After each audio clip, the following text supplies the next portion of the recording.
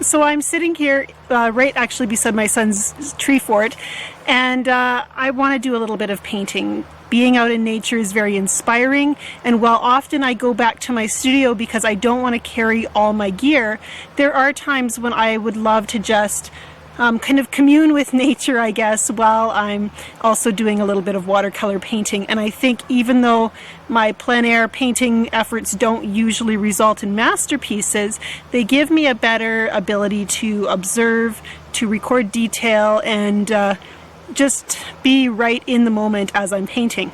Every now and then you just come across an ingenious invention that is going to make your life so much easier, and I really feel that way about this portable painter travel palette. So let's take a look at it and you can see why I think it's just so clever and well designed. First of all, the portable painter, as you can see, is really quite small. It's not quite as small as my cell phone, but it actually is kind of close. As you can see, the cell phone's actually taller. It's just a little bit wider. It's really like a small wallet, maybe, something you can carry in your hand. I like that there's a rubber band around it that kind of makes you sure that it's going to hold together when you're traveling. And it also is a place where you can tuck an extra brush if you decide you want something a little bit bigger than the brush that's in the kit. So we just slide the clip off in order to open it up, and set this aside where you're not going to lose it. And then these two ends come off, and we use those, so hang on to them. They slide right into the sides of the palette of the portable painter here. One on this side and the other on this side. And I should tell you, my 11-year-old son set this up for me without any instructions the first time, so it is very self-explanatory. These flaps flip open, and then you see a dozen half pans of watercolor, and these I've already pre-filled. They come empty, so you can add the colors that you choose, and I've chosen a variety of colors from different manufacturers. I chose a nice bright high key palette that I thought would be fun to work with out in the bright outdoors.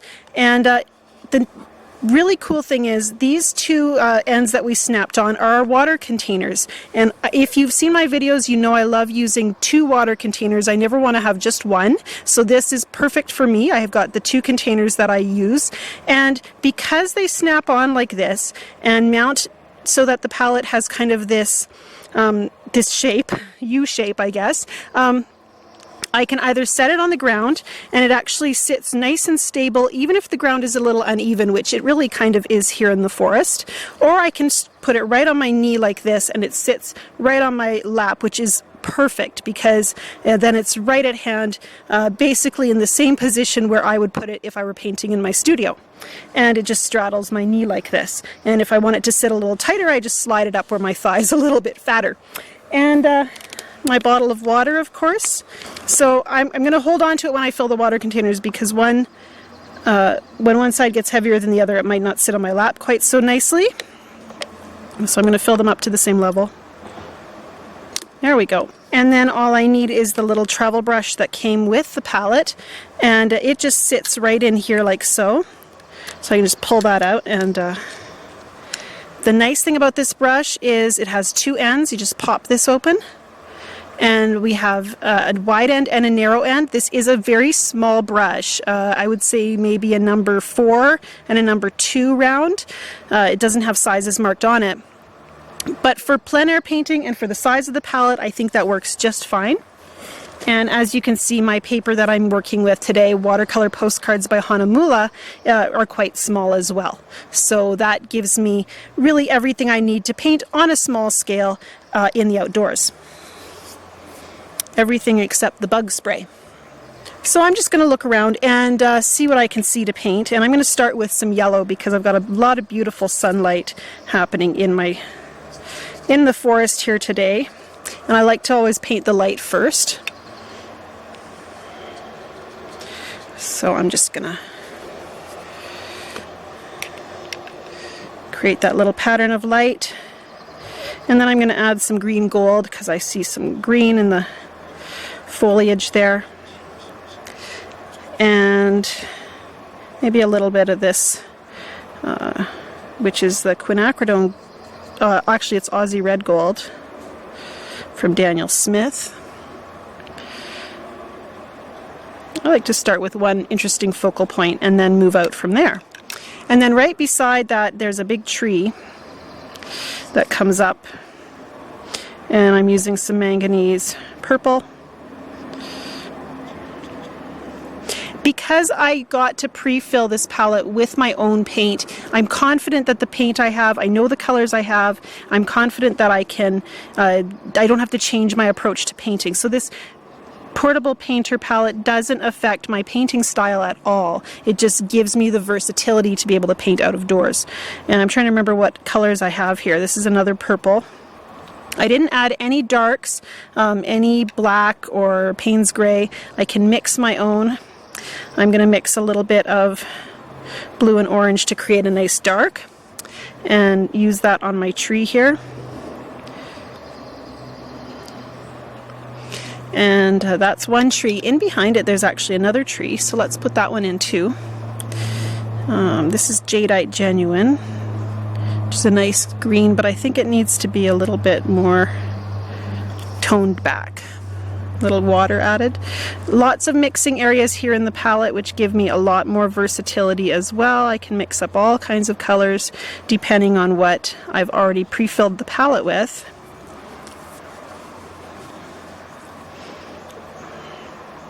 And I can tell you, I really should have brought bug spray out here into the forest. So now I'm just adding some little marks for evergreen tree branches. It's behind this other tree, so that means I need to have some tree branches coming out from both sides for continuity's sake.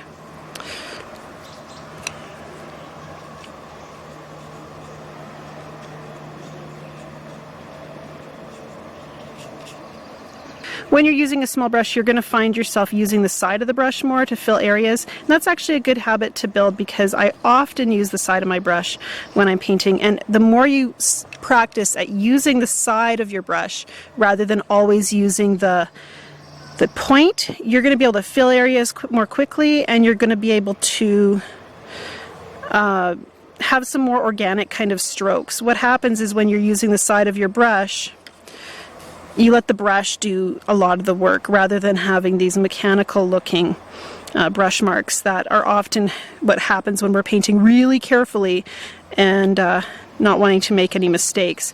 Using the side of your brush just kind of takes a little bit of control away and gives you some greater expression.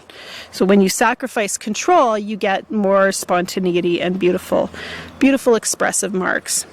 And I'm liking what's happening there. Now everything's kind of on this side of the paper, so let's add some more details to this edge.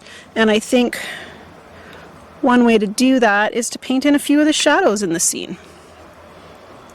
So we need some, oops, that's the wrong color. Still getting used to the positioning of the colors that I chose. So let's mix some blue and some more blue. This is phthalo turquoise. This is manganese, little manganese violet, little more manganese violet. Oh, that's getting really rich and beautiful. With a new palette, you can see how the water kind of shrinks into this tiny little puddle and beads up a little bit more. As you use a palette, it starts to gain a little bit of tooth just from being used. You kind of brush up against it and it wears down a little bit. So if you're feeling like you don't like the way your paint is beading up, just wait a little bit. It'll get better. And if you don't want to wait, you can always buff it with something like a really fine sandpaper, or use a magic eraser, which is a cleaning product that works really well for just giving a really fine, just buffing that really fine. Personally, I don't mind waiting. So I'm just adding some shadows in here, and I'm also just playing with the color. I'm losing my light here. It's starting to get a little bit shadowed. Also losing my battery. Okay, I just moved out of the sunlight a little bit so we could still see what I'm painting, and we don't have that strong contrast. And the light's constantly changing when you're painting out of doors, so you have to either be a really fast painter or have a really good memory, or just be willing to kind of adapt your painting as you go and take reference photos to help you catch the light at the right moment. I usually consider my plein air painting to be kind of sketches that I would refer back to make my paintings stronger. Well, because I'm painting outdoors on a warm summer day, I just, things dry a lot faster. So this little area that I started with is already feeling quite dry. So now I can put marks on it to create some shadows behind the leaves that I painted. And as you can see, they stay nice and crisp. And adding some crisp line is a really good way of creating detail in your painting. I really am kind of crushing on that manganese violet right now. I'm also going to move up back to my tree here because I want to add some texture marks there as well. And I have a mark that almost looks like a knot hole, so let's add that appearance of a knot hole. And some dark marks to create some scars and character.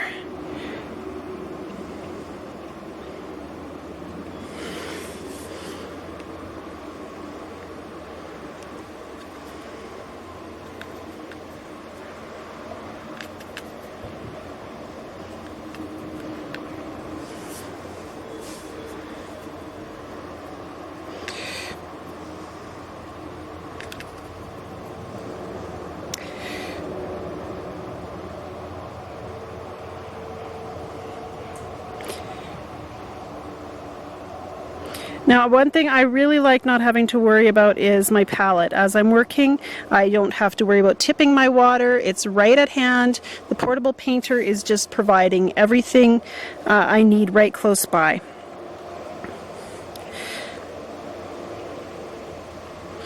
I should mention too that one of the reasons they add that great rubber band to the edge of the portable painter when it's all closed up, you can also use it when you're working with it. Slide this up the side of the water container and it becomes a handy brush holder for those extra brushes. And because I'm traveling light today, I didn't even bring any extra brushes. Okay, you know what? I have a little bit of blue sky back here. And I'm painting this kind of backwards. I do that when I sketch. I try to paint the most important thing first. And then if I decide to paint this as a studio painting, then I would take more time and plan what order everything would go in. But when you paint the most important thing first, especially in plein air painting, you first of all, you have more time. You don't have to worry about the light changing and everything looking different 5 minutes down the road. And second of all, you spend more time studying that focal point, and so you're going to be better at painting it just because you've explored it more fully. So when I'm painting loosely, that's always my plan, is to paint outward from the focal point. And in this case, I started with that bright yellow leaves, and I actually should put a little more bright into my painting. I see yellow sunlight shining in the background, so I'm going to throw that in. And that's going to just change my whole scene again.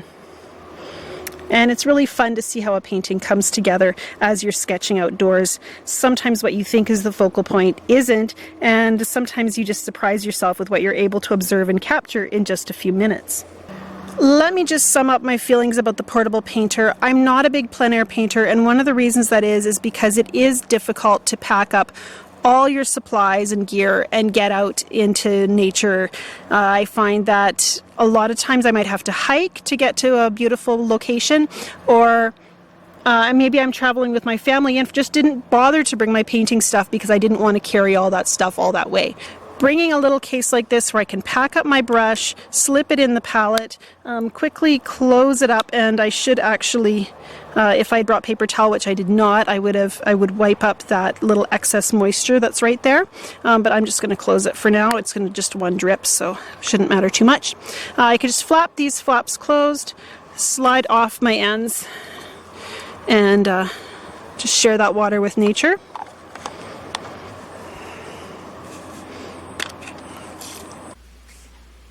Well, my camera battery died and the mosquitoes chased me indoors before I could finish the video, and I think that just kind of proves my point. Plein air painting can be really difficult for some of us. We never remember all the stuff we're supposed to bring, and it's a challenge just to get out there and make the time to paint. So when you have a tool that makes it just a little bit easier, and whether it's plein air painting or sitting in a waiting room waiting for the dentist to see all your children, whatever your challenge is, to have a tiny little handheld product that can help you make painting more accessible, it's a great thing to have. The fact that my portable painter fits in my purse, I can just carry it in one hand and know that it's with me wherever I plan to go. That just makes it that much easier for me to make time for painting every day. And when I paint every day, I become a better artist. So even if those little sketchbook sketches that I'm doing don't make it onto a gallery wall, they're still sharpening my skills as a painter. I was given the portable painter to review. I'm delighted to recommend it. It's just a really cool, well-designed product. I'm going to have so much fun using it as part of my plein air painting, my out-on-the-go painting kit.